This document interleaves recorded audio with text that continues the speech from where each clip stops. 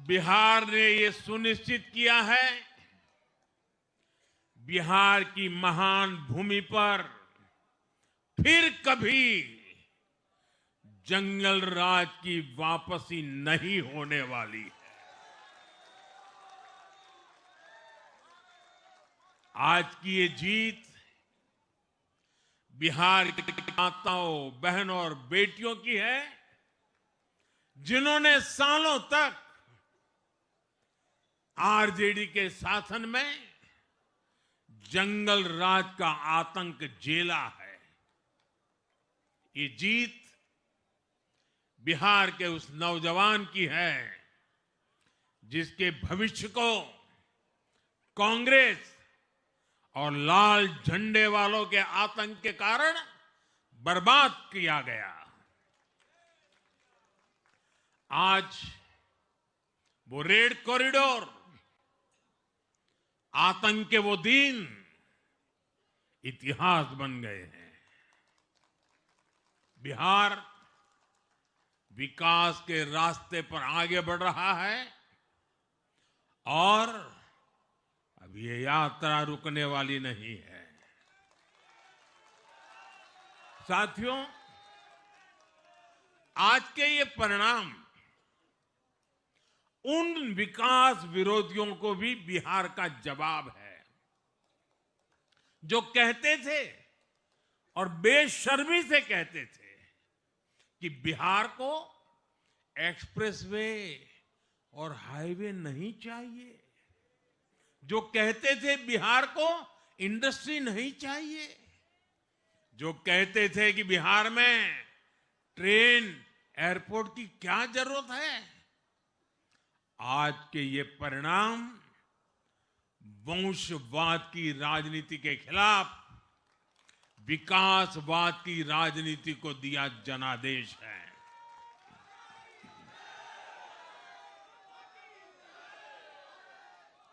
साथियों, भारत के विकास में बिहार के लोगों की बहुत बड़ी भूमिका रही है, लेकिन जिन लोगों ने दशकों तक देश पर शासन किया, उन लोगों ने हमेशा बिहार की एक झूठी छवि बनाई। इन लोगों ने बिहार को बदनाम किया। इन लोगों ने न बिहार के गौरवशाली अतीत का सम्मान किया, न बिहार की परंपरा और संस्कृति का आदर किया, और न यहां के लोगों की इज्जत की। आप खुद सोचिए, जो लोग छठ पूजा को ड्रामा कह सकते हैं, वो बिहार की परंपरा का कितना सम्मान करते होंगे।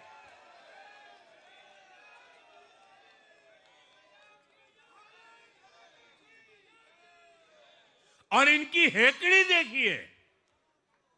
साथियों, छठी मैया से कांग्रेस आरजेडी ने आज तक माफी नहीं मांगी, और बिहार के लोग ये कभी नहीं भूलेंगे। साथियों, बिहार की आन बान शान, ये हमारी प्राथमिकता है।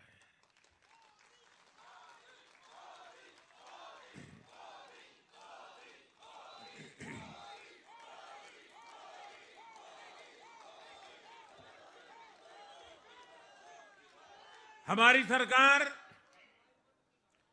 छठ को यूनेस्को की हेरिटेज लिस्ट में शामिल करने का प्रयास कर रही है।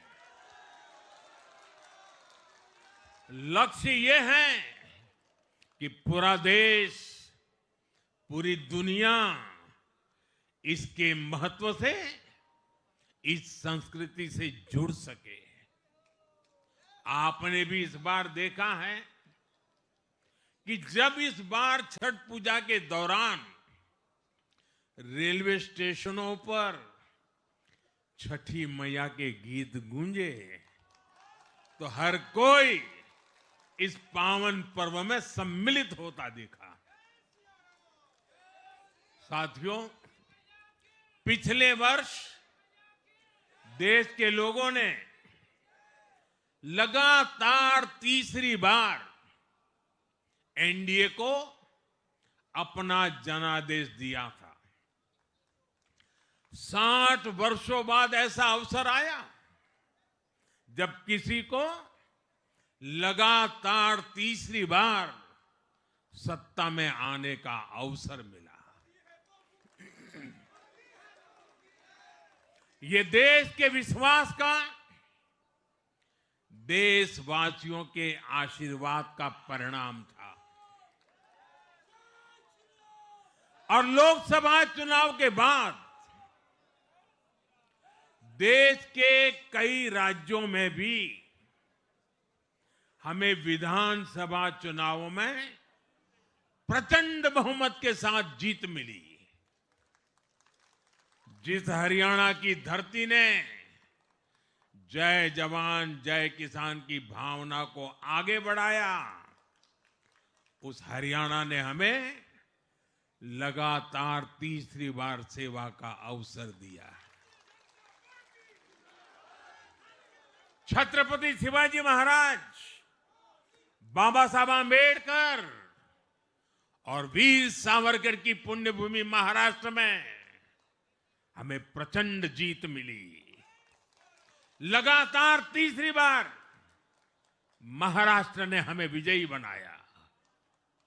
हम 25 वर्षों के बाद देश की राजधानी में बहुमत से जीते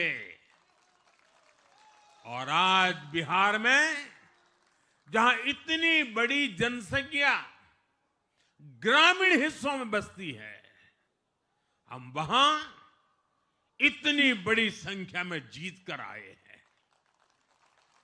साथियों, देश के हर हिस्से में, हर परंपरा में लोग एनडीए को एक विश्वास और उम्मीद के साथ देख रहे हैं। देश के महानगरों से देश के ग्रामीण इलाकों तक, देश के फाइनेंशियल सेंटर से टियर 2 और टियर 3 शहरों तक, देश की नारी शक्ति से देश के फर्स्ट टाइम वोटर्स तक, हर वर्ग, हर जाति, हर समुदाय, हर क्षेत्र ने एनडीए को अपना विश्वास, अपना आशीर्वाद दिया है और लगातार अपना आशीर्वाद दे रहे हैं।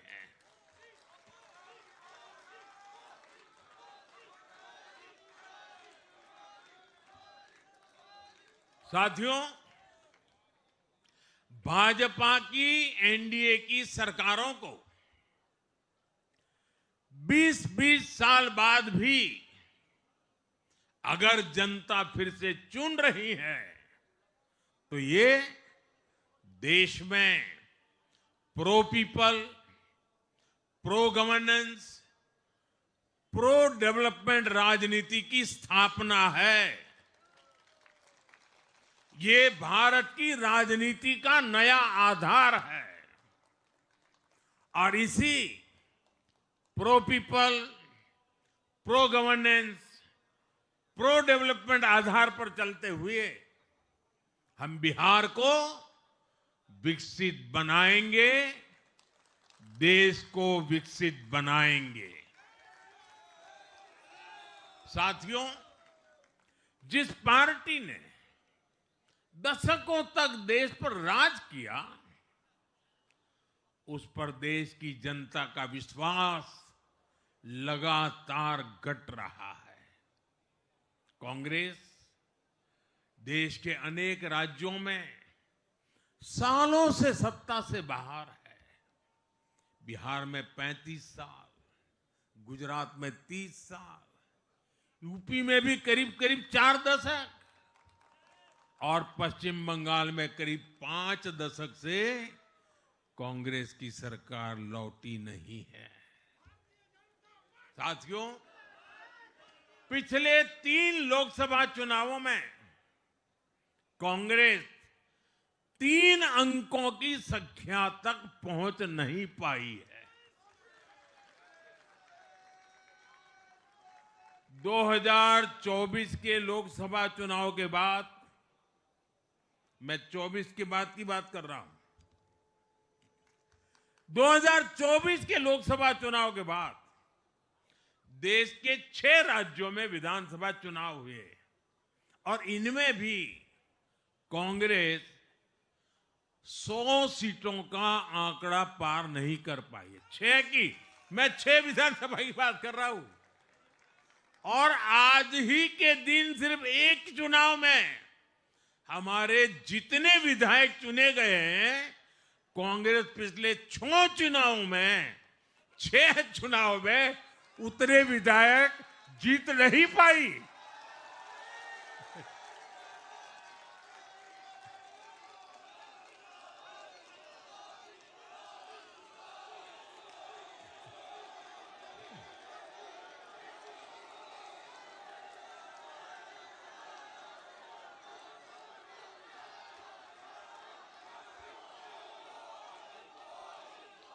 अब आप सोचिए, आज एक चुनाव में हमें जितनी सीटें मिली हैं, 6 विधानसभा चुनाव जो अभी लोकसभा के बाद गए, उतनी सीटें, उससे भी हम लोग ज्यादा इस बार लेके आए।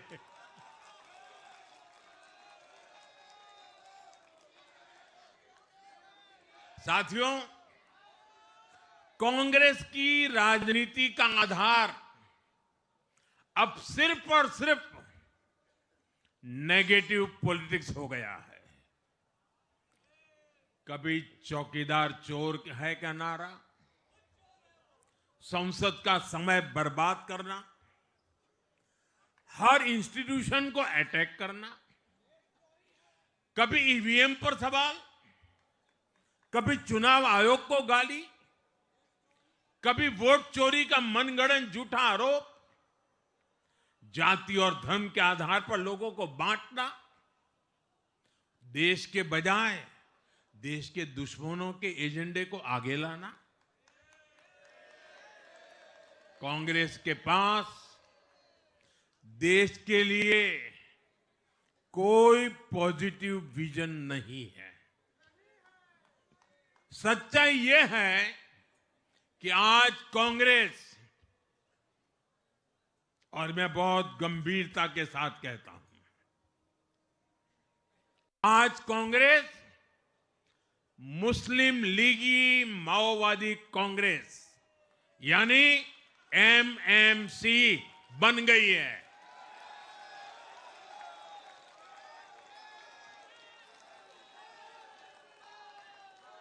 ये कांग्रेस मुस्लिम लीगी माओवादी कांग्रेस है, ये एमएमसी है।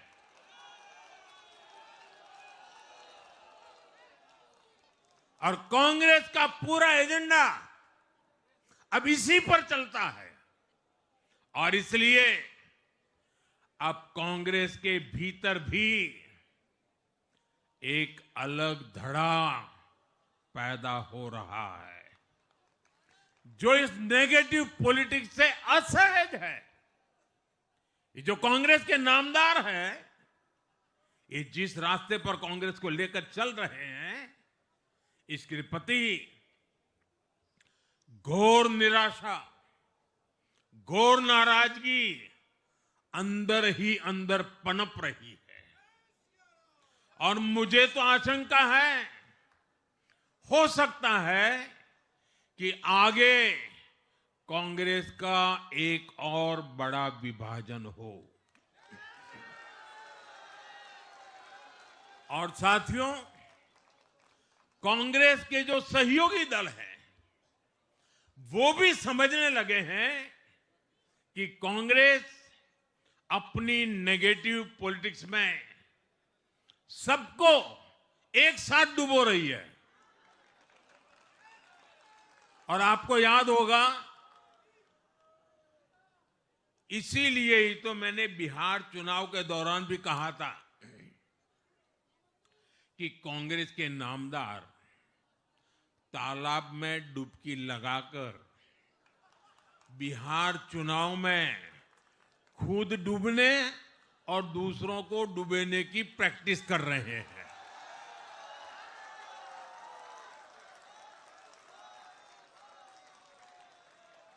साथियों, मैंने पहले भी इसी मंच से कांग्रेस के सहयोगियों को चेताया था। मैंने कहा था कि कांग्रेस एक लायबिलिटी है। कांग्रेस एक ऐसी परजीवी है जो अपने सहयोगियों के वोट बैंक को निगलकर अपनी वापसी करना चाहती है। इसलिए कांग्रेस से सावधान रहने की जरूरत उसके सहयोगियों को भी है। आज बिहार में आरजेडी को सांप सूंघा हुआ है और जैसे मैंने बिहार चुनाव के समय कहा था, बहुत जल्द दोनों का झगड़ा अब खुलकर सामने आने वाला है। साथियों, आज की ये विजय एक नई यात्रा की शुरुआत है। बिहार ने जो भरोसा हम पर जताया है, उसने हमारे कंधों पर जिम्मेदारी और बढ़ा दी है। मैं आपको विश्वास दिलाता हूं, आने वाले 5 साल बिहार और तेज गति से आगे बढ़ेगा। बिहार में नए उद्योग लगेंगे। बिहार के नौजवानों को बिहार में ही रोजगार मिले, इसके लिए लगातार काम किया जाएगा। बिहार में निवेश आएगा। ये निवेश और ज्यादा नौकरियां लाएगा। बिहार में पर्यटन का विस्तार होगा। दुनिया को बिहार का नया सामर्थ्य दिखेगा। बिहार में हमारे तीर्थों का, आस्था के स्थानों का, हमारी ऐतिहासिक धरोहरों का कायाकल्प होगा। साथियों, मैं आज देश और दुनिया भर के निवेशकों से भी कहूंगा कि बिहार आपके स्वागत के लिए तैयार है। मैं देश और दुनिया में बसी बिहार की संतानों से भी कहूंगा कि बिहार में निवेश करने का सबसे उपयुक्त समय है। साथियों, आज मैं बिहार की एक एक मां, एक एक युवा, एक एक किसान, एक एक गरीब परिवार को कहना चाहता हूं, आपका भरोसा, आपका भरोसा ये मेरा प्रण है।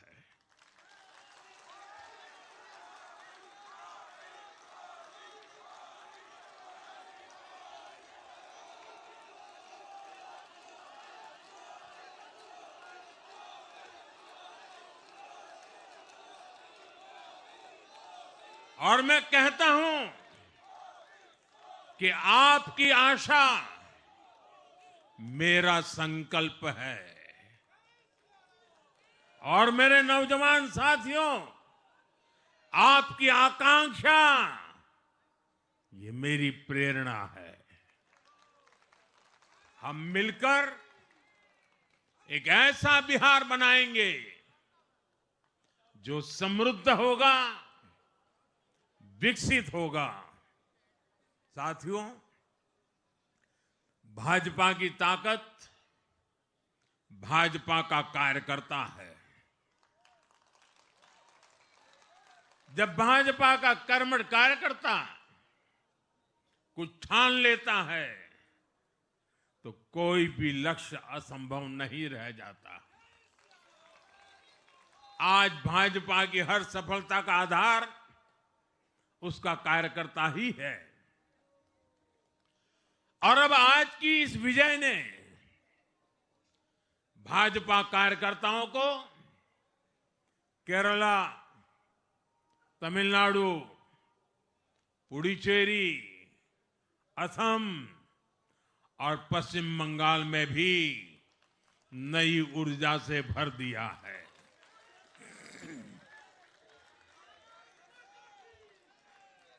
और हां, गंगा जी यहां बिहार से बहते हुए ही बंगाल तक पहुंचती है।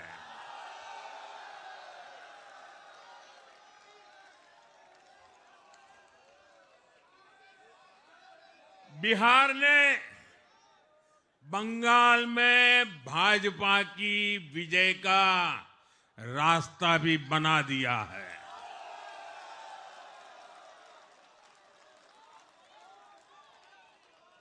मैं बंगाल के भाइयों बहनों को भी आश्वस्त करता हूं, अब भाजपा आपके साथ मिलकर पश्चिम बंगाल से भी जंगल राज को उखाड़ फेंकेगी।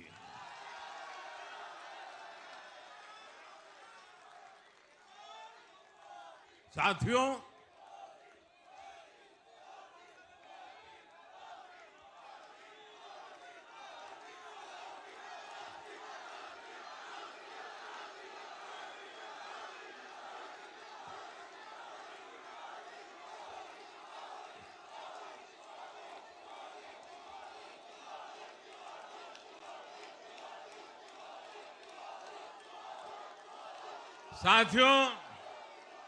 मैं एक बार फिर बिहार के हर मतदाता का आभार व्यक्त करता हूं। आप सबका भी बहुत बहुत धन्यवाद। भारत माता की, भारत माता की। ये वर्ष वंदे मातरम के 150 का महत्वपूर्ण वर्ष है। मेरे साथ बोले वंदे वंदे वंदे वंदे वंदे वंदे वंदे वंदे वंदे वंदे वंदे वंदे।